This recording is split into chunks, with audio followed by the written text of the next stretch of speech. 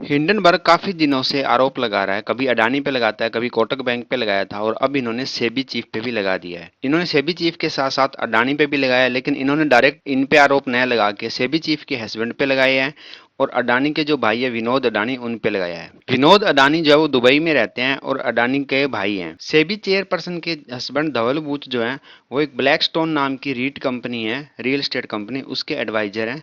वहीं अगर विनोद अडानी की बात करें तो ये दुबई में रहते हैं और गौतम अडानी के सारे फंड्स को देखते हैं। हिंडनबर्ग ने विनोद अडानी पे आरोप लगाया है कि इन्होंने अडानी ग्रुप के पैसे को दुबई से साइफन ऑफ करके वापस अडानी ग्रुप के शेयर्स में लगाया है।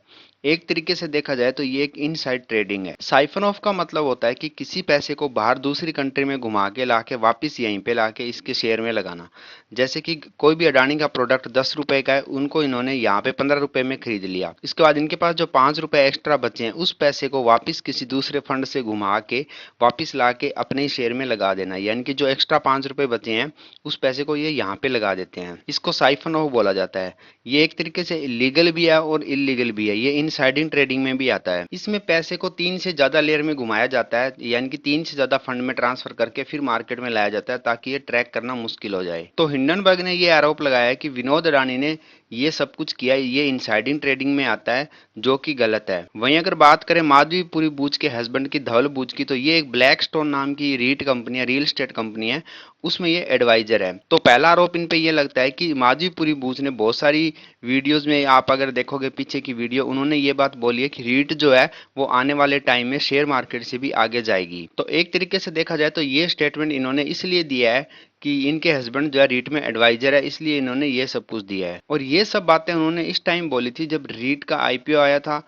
और ये सब कुछ इन्होंने बिना कोई डिस्क्लेमर बोली थी। तो हिंडनबर्ग का कहना है कि ये चीजें गलत है, इन्होंने इसलिए बोला था क्योंकि इस कंपनी में इनके हस्बैंड जो थे वो एडवाइजर थे। एक तरीके से देखा जाए तो ये गलत है, क्योंकि हम अगर कोई शेयर भी बता रहे हैं, किसी को अगर एडवाइस भी दे रहे हैं, नॉर्मली बता रहे हैं कि ये शेयर के फंडामेंटल अच्छे हैं, मतलब हम नाम भी ले रहे हैं तो हमारे ऊपर एक्शन हो रहा है और खुद जो है सब कुछ कर रहे हैं बिना कोई डिस्क्लेमर। हिंडनबर्ग का दूसरा आरोप ये था कि मुंबई के घाटकोपर में एक कंसल्टिंग फर्म है जो कि लगभग 200 करोड़ रुपए कमा चुकी है पिछले कुछ टाइम में, और उस फर्म में 99% जो स्टेक है वो माधवीपुरी बूच का और धवल बूच का है। हिंडनबर्ग का ये जो स्टेटमेंट है इसके ऊपर इन्होंने अभी तक कोई स्ट्रॉन्ग रिप्लाई नहीं दिया है। अगर इनकी फर्म नहीं है या कुछ भी है तो इनको आके सीधा बोलना चाहिए कि मेरी कोई फर्म नहीं है, इसकी जांच की जाए, कहाँ पे है, क्या एड्रेस है, सब कुछ बताया जाए।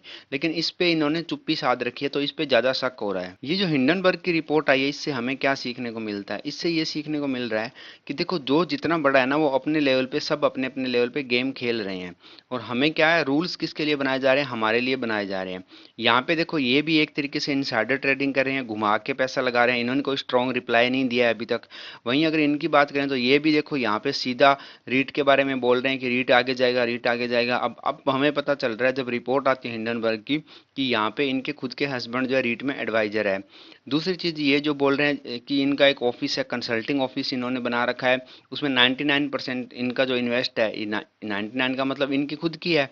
तो ये जो इन्होंने इसके बारे में कोई अच्छा रिप्लाई नहीं दिया है कि नहीं जी हमारा नहीं है या इसकी जांच कर लो, कुछ भी है, ये भी इस पे चुप्पी साधे हुए हैं। इसका मतलब कि सब अपने अपने लेवल पे गेम खेल रहे हैं, और हम जो है, हमें अगर किसी को नाम भी ले लें शेयर का, कि किसी को नॉर्मली बता दें कि ये वाला शेयर अच्छा अच्छा चल रहा है आजकल, तो हमारे ऊपर एक्शन होता है, हमारे पास मेल आ जाता है, नोटिफिकेशन आ जाता है। तो देखो, इन सब चीजों से मार्केट पे कोई ज्यादा फर्क तो नहीं पड़ा। आने वाले लॉन्ग टर्म में देखते हैं कुछ क्या फर्क पड़ेगा, क्या अडानी के शेयर पे फर्क पड़ता है।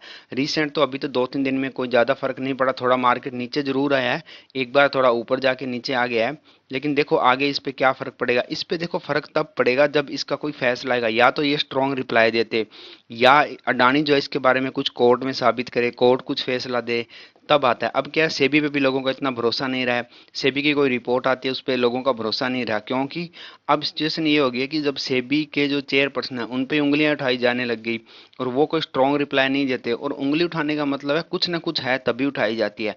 अगर कुछ भी नहीं है तो कोई किसी को कुछ नहीं बोल सकता। अगर हाँ 1% है तभी कोई 10% बोल रहा है, क्योंकि उसको पता है कि 1% तो है ही, तो वो बढ़ा के 10% इसलिए बोलेगा क्योंकि ये जो 1% वाला चुप रहेगा। क्योंकि अगर ये मुंह खोलेगा, मुंह खोलते इसका 1% तो सामने आ ही जाएगा। तो इसलिए कुछ ना कुछ गड़बड़ जरूर है। अदरवाइज हिंडनबर्ग ने जो बोला इस पे ये सब लोग इतनी जल्दी चुप नहीं बैठते, जरूर इसका कोई रिप्लाई देते हैं। तो दोस्तों, ये मैंने सारा जो मामला है इसको समझाने की कोशिश करी है। अगर आपको अच्छे से समझ में आया तो वीडियो को लाइक करें। ऐसी और वीडियो देखने के लिए चैनल को सब्सक्राइब करें। धन्यवाद।